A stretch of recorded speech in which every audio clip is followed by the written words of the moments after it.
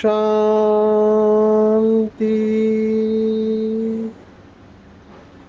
आज 9 जुलाई 2023 भारत में रविवार है।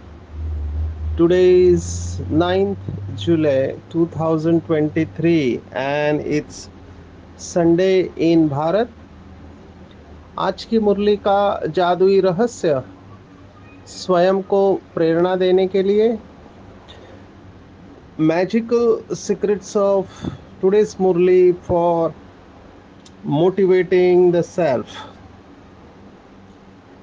आज विशेष रविवार है, संडे है, तो अव्यक्त बाप दादा के महावाक्य है। आज की मुरली शिवरात्रि या शिव जयंती की मुरली है और विशेष डायमंड जुबली वर्ष की शुरुआत हो रही थी, तो उस हिसाब से बाबा ने मुरली चलाई है। मैं देख रहा हूँ नए नए बाबा के बच्चे पूरे देश विदेश से ये डेली मुरली रहस्य सुन रहे हैं और बहुत अच्छे अच्छे फीडबैक ओपिनियन दे रहे हैं। उन सबको बहुत बहुत धन्यवाद, शुक्रिया। अच्छे अच्छे एजुकेटेड क्लास बाबा के जुड़ते जा रहे हैं और एक अच्छे स्टूडेंट की तरह नोट्स बना रहे हैं। बहुत खुशी होती है। अगर ये निरंतर लंबे समय तक अवस्था को बनाए रखे तो कमाल कर सकते हैं। आज की मुरली में 16 जोड़ियाँ आई हुई है। वैसे मैं पहले गिनता था, लेकिन अभी मैंने गिनना छोड़ दिया था। लेकिन आज इतना फ्लो अच्छा चला मुरली में बाबा का, तो मुझे नोट करना पड़ा कि ये कितने शब्द होंगे। तो मुझे 16 जोड़ियाँ निकालनी पड़ी और ये 16 जोड़ियाँ हमको 16 कला संपूर्ण बनने में सहयोगी बनेगी। कई लोगों को इन नंबर्स में बहुत इंटरेस्ट होता है। कितने नंबर्स है उसमें ही इंटरेस्ट होता है। नंबर्स में जाने के बजाय नंबर 1 बनने का पुरुषार्थ करें, लेकिन कई लोग ये नंबर के साथ खेलते रहते हैं। एक साइंटिस्ट होके गए, जो पढ़े लिखे लोग हैं वो जानते हैं। उनका नाम है निकोला टेस्ला। अद्भुत साइंटिस्ट थे। हमको तो जिन्होंने बल्ब का आविष्कार किया उनका ही नाम पता है। उनके ज़माने के थे और उनसे कई ज़्यादा प्रतिभाशाली थे। हमको पता है बल्ब का आविष्कार जिस व्यक्ति ने किया, उस व्यक्ति के नाम के ऊपर कितने सारे पेटेंट्स है और उन पेटेंट्स की वजह से वो काफ़ी फेमस हुए। उनका नाम हम सब जानते हैं, थॉमस एडिसन। लेकिन उनके चरित्र के बारे में भी कुछ अलग बातें हैं जो निकोला टेस्ला के साथ जुड़ी हुई है। निकोला टेस्ला उनसे भी ज़्यादा प्रभावशाली थे और उनका फेमस कोट था कि अगर आप नंबर्स को समझ जाओ तो नंबर्स में मैजिक होती है। ऐसा कहते हैं कि निकोला टेस्ला ने उस समय में, माना जब मोबाइल नहीं था, तब इसके बारे में बताया था कि एक ऐसा डिवाइस है जिससे कि हम बिना मिले बात कर सकते हैं। आप सोचो।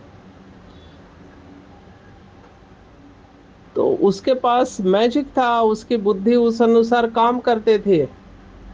और उनका ये कोट बहुत फेमस हुआ कि अगर आप सृष्टि के रहस्य को जानना चाहते हैं तो एनर्जी, फ्रीक्वेंसी और वाइब्रेशन के ऊपर आपको सोचना पड़ेगा।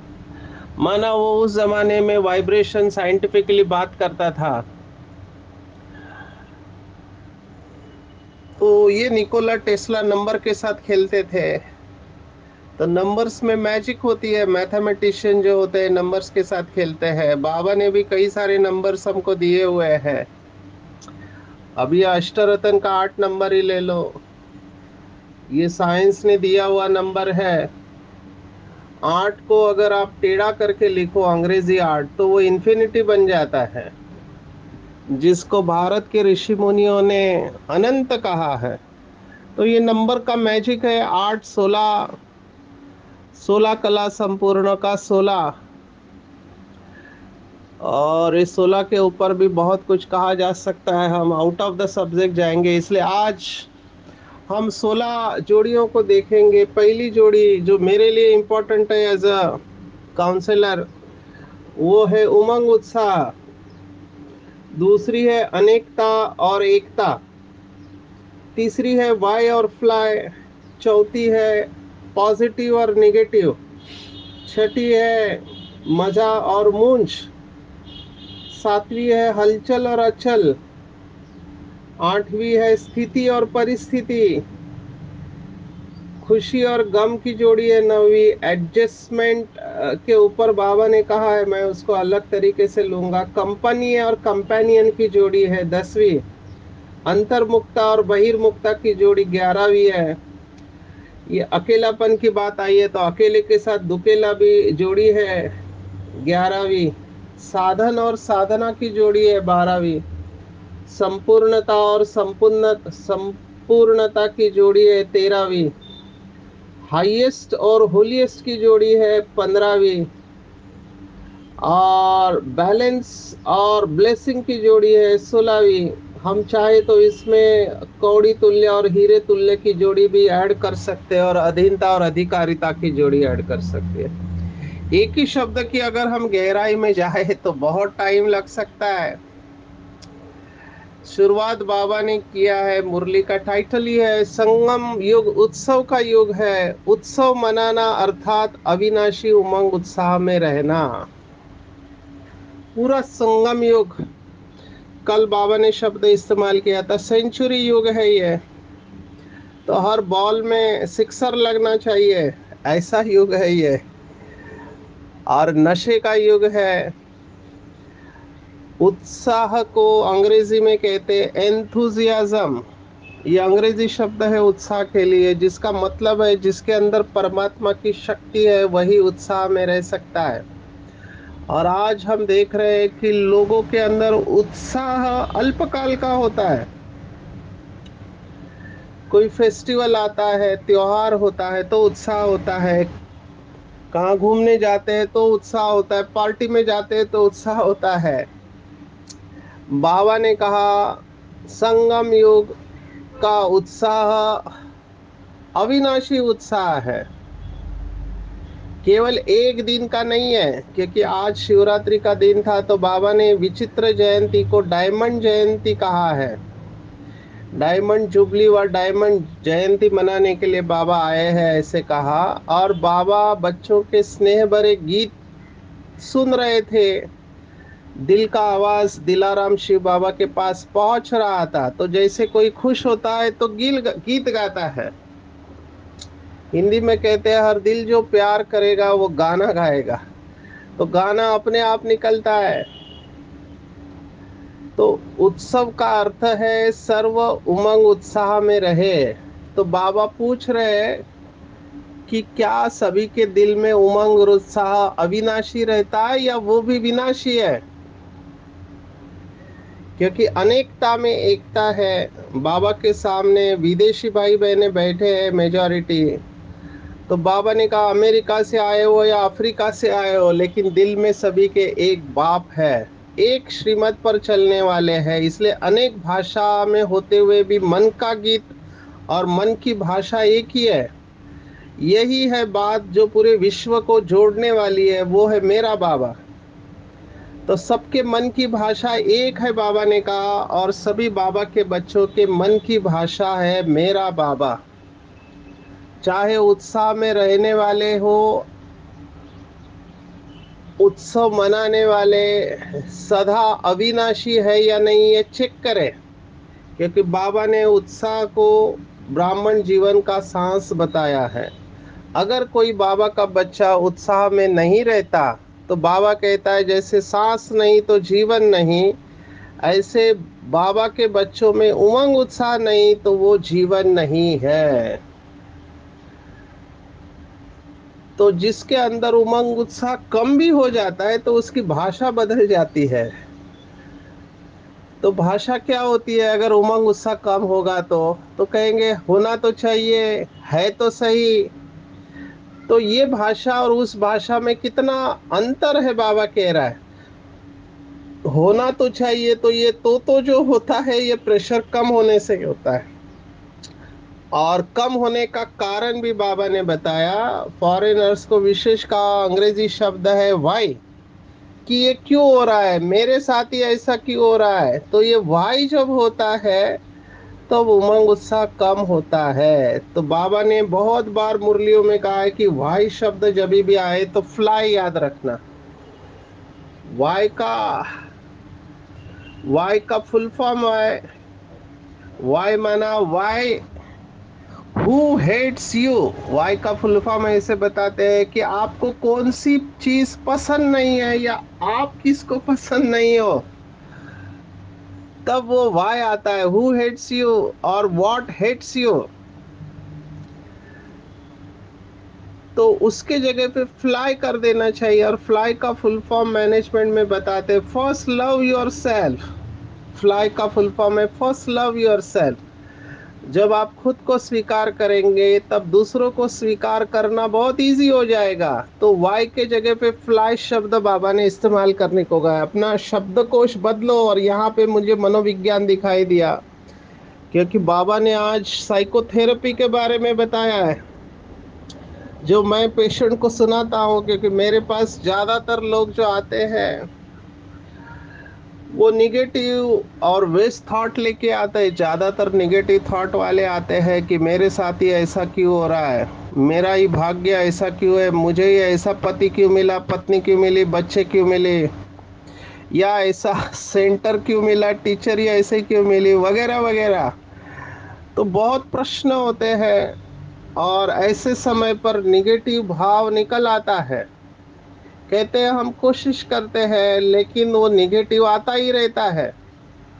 तो बाबा ने कहा वाई कहा तो हाय हाय करना पड़ेगा। मैं बहुत कॉलेज में सेशन लेता हूँ तो बहुत स्टूडेंट मुझे हाय करते हैं। मैं कहता हूँ हाय शब्द को आप बदली करो, मेरे सामने हाय मत करो, क्योंकि हिंदी का हाय अलग है और अंग्रेजी का अलग है। तो जो हाय करते हैं उनको हाय हाय करना पड़ता है। उसके बजाय ओम शांति, मैं बच्चों को बोलता हूँ ओम शांति करना चाहिए, तो वो भी बोलते हैं ओम शांति। तो बाबा ने कहा वाय कहा तो हाय हाय करना पड़ेगा। और हाय हाय करने वालों के बोल कैसे होंगे कि पता नहीं मेरा भाग्य ही ऐसा है, मेरे भाग्य में इतना ही है, तो ये हाय हाय हो गया, मेरा ड्रामा में पार्टी नहीं है।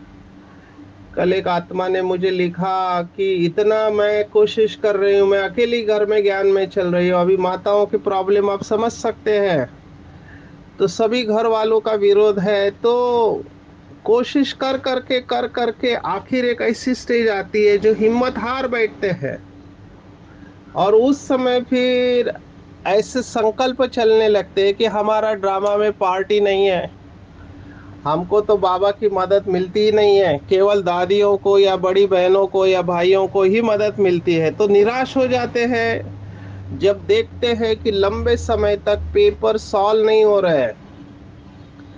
और मैं देखता हूँ कई बार बीके भाई बहनों भी ऐसे आत्माओं को सपोर्ट नहीं कर पा रहे हैं, किसी भी कारणवश, किसी का दोष नहीं है। लेकिन मुझे ऐसे लगता है कि ऐसे आत्माओं को ऐसे समय पर सपोर्ट देना बहुत ज़रूरी है। तो हिम्मत हार जाते हैं और फिर छोड़ते हैं, बाबा का हाथ छोड़ देते हैं। फिर कोई फायदा नहीं है, इतना समय ज्ञान में चले, योग किया, लेकिन बंधन कट नहीं रहा है, ना इधर के रहे ना उधर के रहे, ऐसे सोचकर फिर बाबा का हाथ छोड़ देते हैं। अभी कई लोगों में पेशेंस की कमी होती है, कई लोगों में सहन शक्ति की कमी होती है, तो गिव अप कर देते हैं।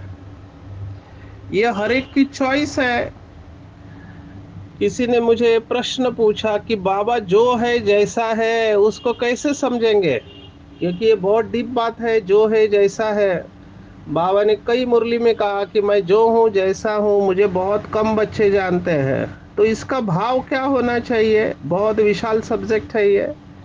शॉर्ट में इतना ही बताता हूँ। हम सबकी बुद्धि अपनी अपनी सतो प्रधानता के अनुसार बाबा को हम पहचान लेते हैं। जो शास्त्रों में गायन है, हाथी कैसा है, चार अंधे लोगों को पूछा तो किसी ने कहा दीवार की तरह, किसी ने रस्सी की तरह, किसी ने कहा सुपड़ी की तरह है, किसी ने कहा खंबे की तरह है, क्योंकि इन चारों के हाथ में अलग अलग चीजें आई। जिसके हाथ में पूंछ आई उसने कहा रस्सी की तरह है, जिसके हाथ में पीठ लगी उसने कहा एक दीवार है, किसी के हाथ में पैर आए तो कहा खंबे की तरह है।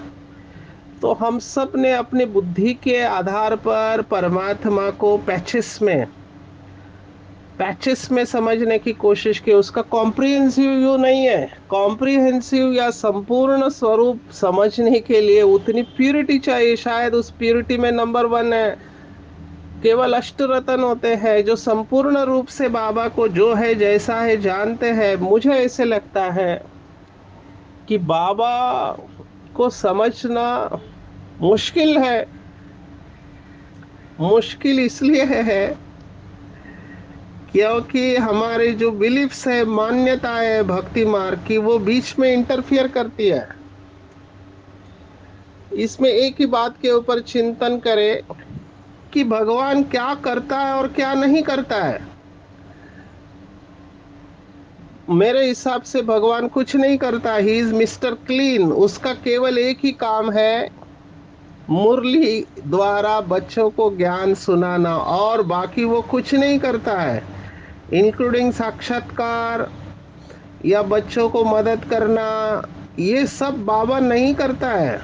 ये तो हम जब बाबा के प्यार में मगन हो जाते हैं, बाबा की शक्तियों को हम खींच लेते हैं, तो वो शक्तियों के द्वारा ही हमको विजय प्राप्त होती है परिस्थिति में। इसके ऊपर काफी भट्टियां हुई है, चिंतन हुआ है।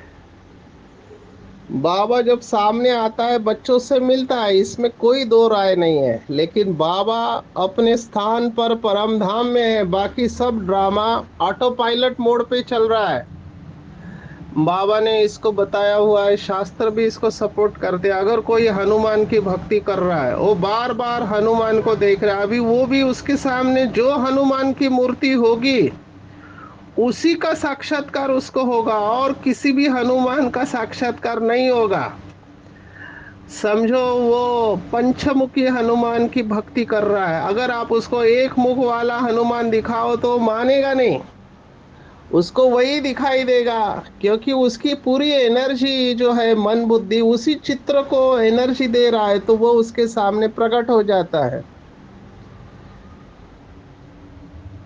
दूसरी बात, जब हमारी मनोकामनाएं होती है, कोई इच्छा होती है, कोई काम करना होता है, जैसे हमारे कई सारे बाबा के बच्चे भोग लगाते हैं बाबा को। अभी भोग क्यों लगाना चाहिए, तो हर एक का अपना अपना बिलीफ सिस्टम है। तो भक्ति मार्ग की मान्यता है कि इस देवी को आप प्रसाद चढ़ा दो, 101 रुपया, 1000 रुपया, जो भी है, वो आपकी मनोकामना पूर्ण कर देंगे। तो वही बिलीफ लेके यहाँ पर आते हैं। भोग इसलिए लगाते कि उनका कोई काम हो जाए। अब ये तो क्या हो गया, ये लौकिक की तरह हो गया। फिर भोग हम प्यार से लगाते हैं बाबा को, काम हो या ना हो। काम होने के लिए भोग नहीं लगाना है। जैसे मैं अपने सेशन में हमेशा कहता हूँ कि मंदिर में, मस्जिद में या गुरुद्वारे में या चर्च में ऊपर वाले को मांगने के लिए नहीं जाओ। मांगने के लिए जाना ही नहीं चाहिए। उसने पहले से ही हमको बहुत कुछ दिया हुआ है, तो उसको धन्यवाद देने के लिए जाना चाहिए। तो ये भक्ति और ज्ञान का जो मिक्सचर है वो बहुत इंटरफियर करता है हमारी अवस्था में। और मुझे ऐसे लगता है बाबा को जो है जैसे है जानना, मतलब बाबा बिंदु रूप है ये तो बाबा ने बताया, बाबा गुणों का सागर है ये भी बाबा ने बताया है। लेकिन बाबा क्या करता है और क्या नहीं करता है ये भी बाबा को एक बार कहना पड़ा कि मरे हुए को जिंदा नहीं करता है, ना किसी की बीमारी को ठीक करता है बाबा। क्योंकि अगर ऐसा हो जाए तो इधर भीड़ लग जाएगी। जैसे दुनिया में अभी कुछ वीडियोस वायरल हो रहे हैं, ये लोग क्या करते हैं, भूतों को उतार देते हैं शरीर में से। अगर यहाँ पे ये बात प्रचलित हो जाए आप ब्रह्मा कुमारी में जाओ तो आपका भूत उतर जाएगा, तो अलग ही लाइन लग जाएगी। या यहाँ पर आने से बीमारियां ठीक हो जाती है तो भी अलग लाइन लग जाएगी। तो ये सब बातें नहीं है। इतना जरूर है कि जितना हमारा योग शिव बाबा से होगा उतना हमारे शरीर के अंदर रासायनिक चेंजेस होते हैं, हमारी फिजियोलॉजी बदलते रहते हैं और उससे बीमारियां अपने आप ठीक होती है, उसमें बाबा कुछ नहीं करता है।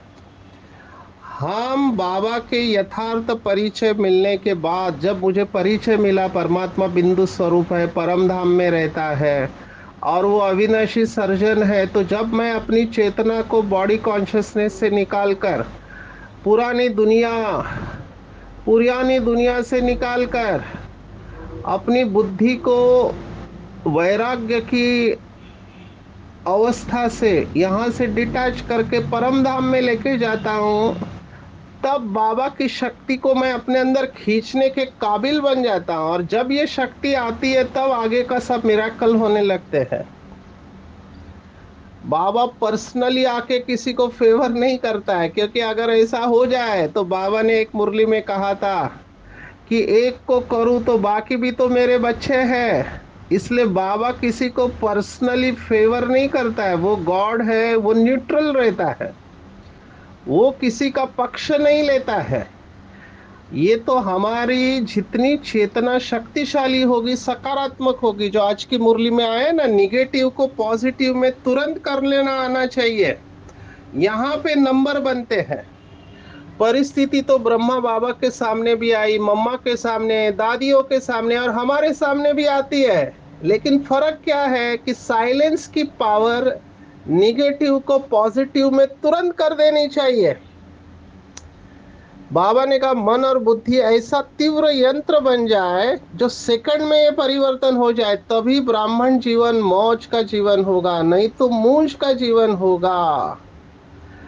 जैसे आज की मुरली में बाबा ने कहा, बच्चों के मन की बात कही कि हम तो मौज में रहते हैं, लेकिन क्या करें, संबंध संपर्क में मौज में रहे ये कभी कभी होता है। जैसे कोई घर में अकेला ज्ञान में चल रहा है, जैसे माता चल रही है, उसका पति नहीं चल रहा है, बच्चे नहीं चल रहे हैं, या ऑफिस में या रिश्तेदार जो भी है, तो ये संबंध संपर्क ही आपके स्थिति का पेपर है। और बाबा ने स्पष्ट कहा कि यदि स्टूडेंट कहे कि मैं पास विद ऑनर हूं लेकिन पेपर के टाइम मार्क्स कम हो जाती है तो कौन मानेगा। ये तो वैसे हुआ कि मैं बहुत अच्छा योद्धा हूँ, केवल युद्ध में मैं काम नहीं करता हूँ अच्छी तरह से, तो आपको योद्धा कौन मानेगा। बाबा ने कहा नंबर वन, इसको अंडरलाइन करेंगे, पेपर आने ही है और पेपर आने भी चाहिए, क्योंकि उसके बगैर हमारी अवस्था का हमको पता नहीं चलता है। और पास होना है तो बाबा ने पास शब्द को पहले भी बताया है, आज उसको फिर से रिवाइज कराया है कि जो सदा बाप के पास रहते हैं वो पास है। कितना सुंदर है अव्यक्त महावाक्य, जो सदा बाप के पास रहते हैं वो सदा पास है। तो पास रहना है, बातों को पास करना है और पास विथ ऑनर बनना है। ये तीन रूप से पास का अर्थ बाबा ने बताया हुआ है। मुझे आखिर में ये इतने केसेस बढ़ने लगे निगेटिविटी के, तो मुझे आखिर में अपने अनुभव के आधार पर किताब लिखनी पड़ी। और उस किताब का भी इसेंस यही है कि पेपर्स आने हैं, जीवन में विघ्न आना माना उन्नति होना, ये मेरा पंच लाइन था। क्योंकि मैंने अपने जीवन में देखा जितने पेपर्स आते गए उतना बाबा आगे लेके गया। अभी तक आ रहे हैं। तो अभी तो समझ में आता है, पेपर आना माना उन्नति होने वाली है। तो पास रहना है, पास होना है और पास विद ऑनर बनना है। बाबा ने कहा आगे चलकर क्या होने वाला है।